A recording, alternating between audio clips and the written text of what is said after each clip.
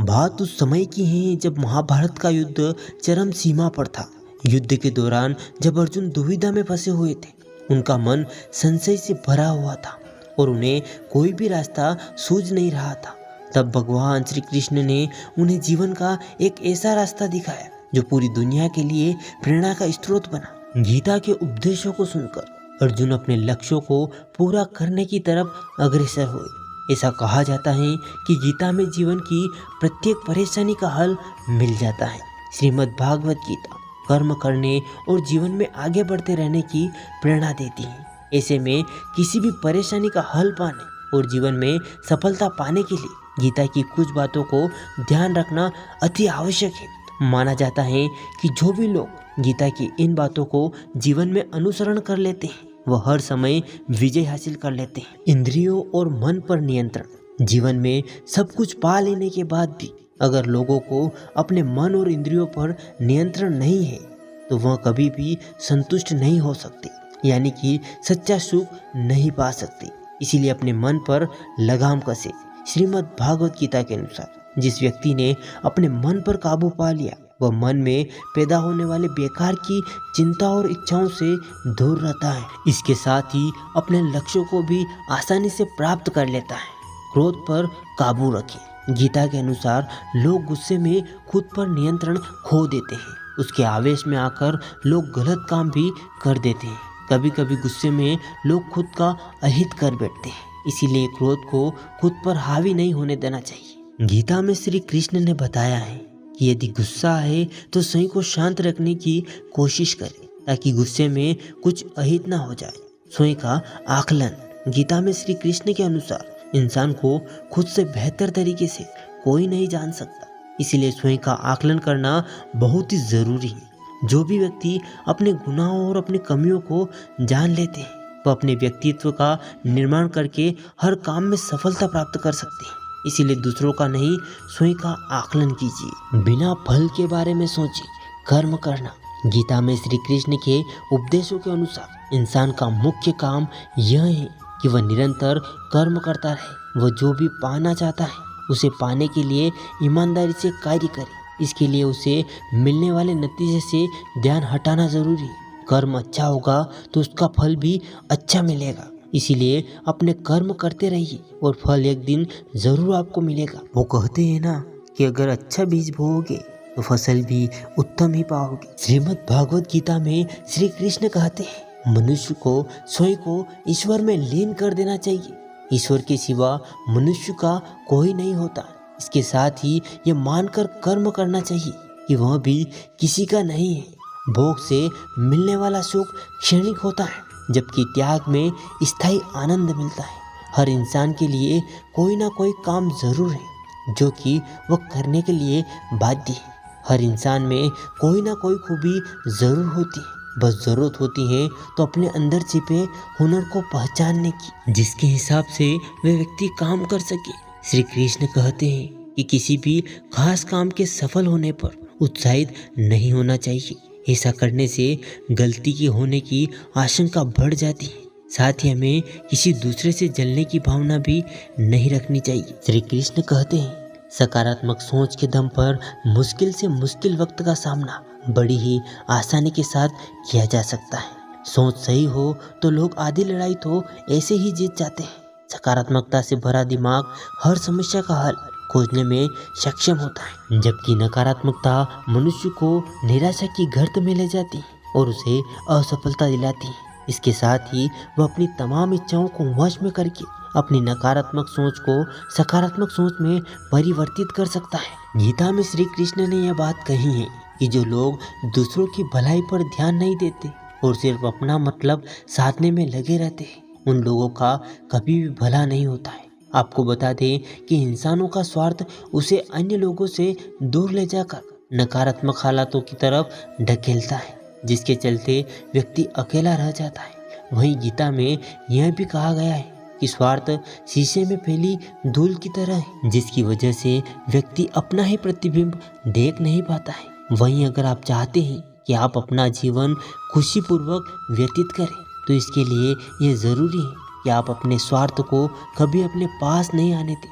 आपने अक्सर ये सुना होगा कि जिसका कोई नहीं होता उसका भगवान होता है। गीता में भी यह कहा गया है कि ईश्वर हमेशा मनुष्य का साथ देता है। वहीं जब व्यक्ति इस प्रभावशाली सत्य को मान लेता है तो उसका जीवन पूरी तरह से बदल जाता है। सृष्टि निर्माता ईश्वर ही है जो संपूर्ण जगत को चला रहा है। इंसान तो बस ईश्वर के हाथ की एक कठपुतली है। इसीलिए इंसान को कभी भी अपने भविष्य या अतीत की चिंता नहीं करनी चाहिए, क्योंकि हर विकट परिस्थिति में ईश्वर इंसान का साथ देता है और उसे मुश्किल से मुश्किल वक्त में बाहर निकालता है। इसीलिए हम सभी को ईश्वर पर भरोसा रखना चाहिए। श्री कृष्ण कहते हैं कि हर इंसान के द्वारा जन्म मरण के चक्र को जान लेना बेहद ही आवश्यक है, क्योंकि मनुष्य के जीवन का मात्र एक ही सत्य है, वह है मृत्यु। क्योंकि जिस भी इंसान ने इस दुनिया में जन्म लिया है उसे एक दिन इस दुनिया को छोड़कर जाना ही है और यही इस दुनिया का अटल सत्य है। लेकिन इस बात से नकारा नहीं जा सकता कि हर इंसान अपनी मृत्यु से भयभीत रहता है। अर्थात मनुष्य जीवन के अटल सत्य से भयभीत होना इंसान की वर्तमान खुशियों को भी खराब कर देता है। इसलिए किसी भी तरह का डर नहीं रखना चाहिए और वर्तमान में खुशीपूर्वक जीना चाहिए। श्री कृष्ण कहते हैं, जब तक आप किसी लक्ष्य के लिए खुद को पूर्ण रूप से समर्पित नहीं करते तब तक लक्ष्य प्राप्ति में संशय बना रहता है। परेशानियां जिंदगी में नहीं, हमारे मन में है। जिस दिन हमने मन पर विजय पा ली, जिंदगी अपने आप संवर जाएगी। भाग्य से ज्यादा अपने आप पर विश्वास रखो। भाग्य में विश्वास रखने की बजाय शक्ति और कर्म में विश्वास रखना चाहिए। किसी की निंदा से घबराकर अपने लक्ष्य को ना छोड़ो, क्योंकि अक्सर लक्ष्य मिलते ही निंदा करने वालों की राय बदल जाती है। मनुष्य को अपने परिणाम की चिंता किए बिना लोभ, लालच एवं निस्वार्थ और निष्पक्ष होकर अपने कर्तव्य का पालन करना चाहिए। रास्ता सही होना चाहिए, क्योंकि कभी कभी मंजिल रास्तों में ही मिल जाती है। आज की कड़वी सच्चाई यह है कि लोग पैसे वालों को ही महत्व देते हैं, चाहे सामने वाले व्यक्ति का चरित्र, इरादा और आदतें कैसी भी क्यों ना हो। ऐसा कहते हैं कि झूठी कस्में खाने से कोई मर नहीं जाता, अगर मरता है तो वह है विश्वास। घर के अंदर जी भर कर रो लेना पर दरवाजा हंसकर ही खोलना, क्योंकि जब लोगों को पता चल जाता है कि सामने वाला अंदर से टूट चुका है तो लोग उसका जी भर कर फायदा उठाते हैं। गुस्सा और आंधी दोनों एक समान है। शांत होने के बाद ही पता चलता है कि नुकसान कितना हुआ है। कुछ लोग आपके जैसा तो बनना चाहते हैं, लेकिन आपको पसंद नहीं करते। श्री कृष्ण कहते हैं, तुम सब्र करना, जो तुम्हें समझ ना सके उसे समझना छोड़ दो, जो तुम्हें समझ सके उसके लिए तुम सब कुछ छोड़ दो। गलत व्यक्ति जितना भी मीठा बोले आपके लिए बीमारी बन ही जाता है, और सच्चा व्यक्ति कितना भी कड़वा बोले एक दिन औषधि बनकर काम आएगा। इंसान का स्वभाव कुछ इस तरह का हो गया है, जिसे लेकर जाना है उसे छोड़ रहा है और जो यहीं रह जाना है उसे जोड़ रहा है। श्री कृष्ण कहते हैं, अपनी मन की किताब ऐसे व्यक्ति के सामने खोलना जो पढ़ने के बाद आपको समझ सके, ना कि आपका मजाक बनाए। कुछ लोग अपनी अकड़ की वजह से कीमती रिश्ते खो देते हैं और कुछ लोग रिश्ते बचाते बचाते अपनी कद्र खो देते हैं।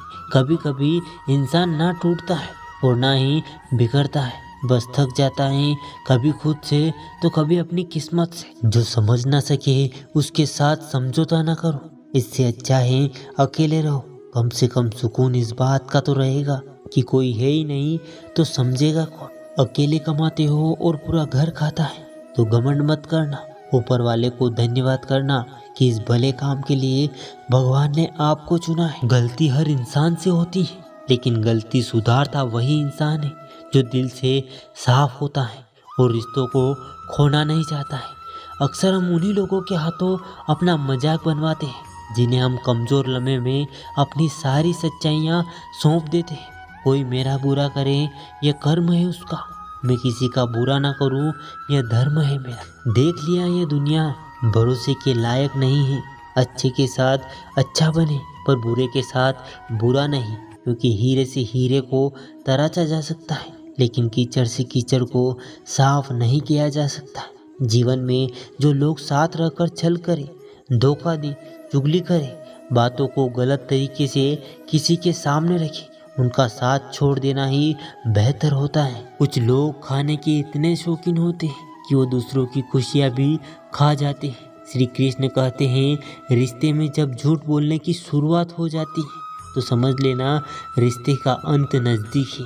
कुछ लोग इतने घटिया किस्म के होते हैं कि आप उनके साथ बेशक कितना भी प्यार कर लो वो कभी आपके नहीं होते हैं। संबंध उसी आत्मा से जुड़ता है जिसका हमसे पिछले जन्मों का कोई रिश्ता होता है, वरना दुनिया की इस भीड़ में कौन किसको जानता है। जिन लोगों में शक या संदेह की आदत होती है या फिर जो लोग ज़रूरत से ज़्यादा शक करते हैं, ऐसे लोगों के लिए श्री कृष्ण कहते हैं पूर्ण सत्य की खोज या संदेह की आदत इंसान को दुख का कारण बनती है, क्योंकि शक करना एक ऐसी आदत है जो किसी मजबूत से मजबूत रिश्ते को भी खोखला कर देती है। वही जिज्ञासा होना भी लाजमी है, लेकिन पूरी तरह से सत्य की खोज या फिर संदेह ही इंसान के दुखों का कारण बनता है और शक करने वाले इंसान बाद में इसका पश्चाताप करते। कुछ समय पहले की बात है, एक प्रोफेसर क्लास ले रहे थे। क्लास में सभी छात्र बड़ी रुचि से उनका लेक्चर सुन रहे थे, उनके पूछे गए सवालों के जवाब दे रहे थे। लेकिन उन छात्रों के बीच कक्षा में एक ऐसा छात्र भी था जो चुपचाप और गुमसुम बैठा हुआ था। प्रोफेसर ने पहले ही दिन उस छात्र को नोटिस कर लिया था, लेकिन कुछ नहीं बोला। लेकिन जब 4-5 दिनों तक ऐसा चलता रहा तो उन्होंने उस छात्र को अपने केबिन में बुलाया और पूछा, तुम हर समय उदास और गुमसुम क्यों रहते हो? क्लास में अकेले और चुपचाप बैठे रहते हो, लेक्चर पर भी तुम्हारा ध्यान नहीं रहता है, क्या बात है? कुछ परेशानी है क्या? छात्र कुछ हिचकिचाते हुए बोला, सर मेरे अतीत में कुछ ऐसा हुआ है जिसकी वजह से मैं परेशान हूँ, समझ नहीं आता क्या करूँ और क्या नहीं। प्रोफेसर भले व्यक्ति थे, उन्होंने उस छात्र को शाम को अपने घर बुलाया। शाम को जब छात्र प्रोफेसर के घर पहुंचा तो प्रोफेसर ने उसे अंदर बुलाया और बिठाया और स्वयं किचन में चले गए और शिकंजी बनाने लगे। उन्होंने जानबूझकर शिकंजी में ज़्यादा नमक डाल दिया। फिर किचन से बाहर आकर शिकंजी का गिलास छात्र को देकर कहा, ये लो शिकंजी पियो। छात्र ने जैसे ही गिलास हाथ में लिया और शिकंजी का एक घूंट लिया, अधिक नमक के स्वाद के कारण उसका मुंह अजीब सा बन गया। यह सब देख प्रोफेसर ने कहा, शिकंजी पसंद नहीं आई क्या? नहीं सर, ऐसी बात नहीं है, बस शिकंजी में नमक थोड़ा ज़्यादा है।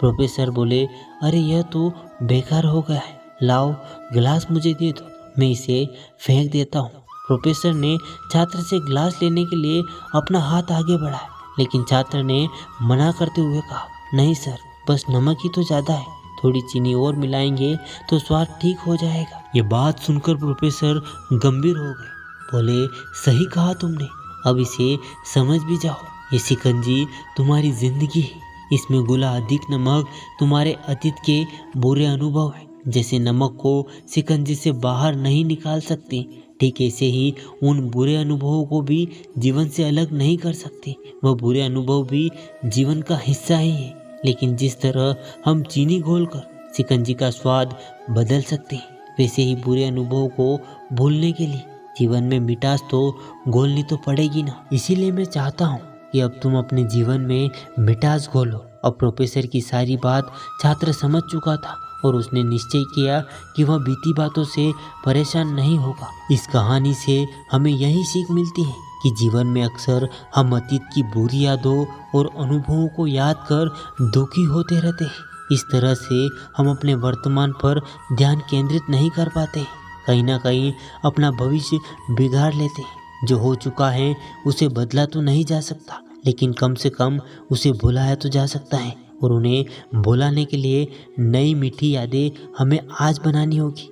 उम्मीद करते हैं दोस्तों आपको आज का यह वीडियो पसंद आया होगा। अगर वीडियो में कोई दिक्कत हो, आवाज़ सुनने में कोई दिक्कत आई हो तो मुझे क्षमा कर देना, क्योंकि दोस्तों आज मुझे जुकाम के कारण बोलने में बहुत ही दिक्कत आ रही थी, इसलिए बोलने में थोड़ी भी चूक हो तो मुझे अपना छोटा भाई समझकर क्षमा कर देना। मिलते ही ऐसे ही किसी नेक्स्ट वीडियो में, तब तक अपना और अपने परिवार का ख्याल रखिएगा। धन्यवाद।